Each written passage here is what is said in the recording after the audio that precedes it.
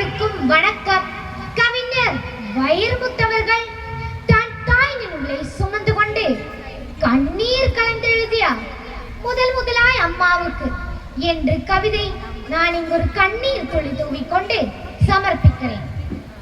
1000 தான் கவி சொன்னேன், அழகழகா பொய் சொன்னேன், பெத்தவளை பெருமா ஒத்தவரி சொல்லலையே, காத்தெல்லாம் மகம் பாட்டு காயுகத்தில் அவன் எழுத்து ஊரெல்லாம் மகம் பேச்சு ஊங்கீர்த்தி எழுதலையே, எழுதவோ படிக்கவோ இயலாத தாய் பக்தி எழுதி என்ன லாபம் என்ன எழுதாம போனேனோ, எழுதவோ படிக்கவோ இயலாத தாய் பக்தி எழுதி என்ன லாபம் என்ன எழுதாம போனேனோ, பொன்னையா தேவன் பெற்ற பொன்னே குலமகளே, என்னை புறந்தெல்ல இடுப்பு வழி பொறுத்தவளே, வைரமுத்து பிறப்பான் நீ வயிற்றில் நீ சுமந்ததில்ல, வைரமுத்து பிறப்பான் நீ வயிற்றில் நீ சுமந்ததில்ல, வயிற்றில் நீ சுமந்த ஒண்ணு வைரமுத்து ஆயிடுச்சு.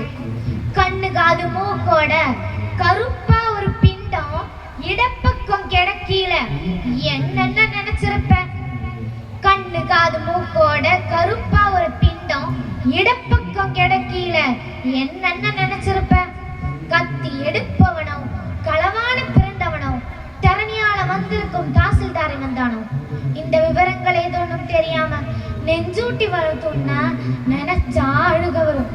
கதகதன்னு களிக்கிண்டி களிக்குள்ள குழி வெட்டி கருப்பட்டி நல்லெண்ண கலந்து தருவாயே, கதகதன்னு களிக்கிண்டி களிக்குள்ள குழி வெட்டி கருப்பட்டி நல்லெண்ண கலந்து தருவாயே, தொண்டில அது இறங்கும் சுகமான இளஞ்சூடு மண்டியில நம்ம மசமசாய் நிக்குதுமா, கொத்தமல்லி வறுத்து வச்சு குருமிளகா 2 வச்சு சீரகும் சிறுமிளகும் சேர்த்து வச்சு நீர் தெளிச்சு கும்மி அரைச்சு நீ கொலகொலான்னு வடிக்கீல அம்மி மணக்கும், அடுத்த திருமணம் மணக்கும்.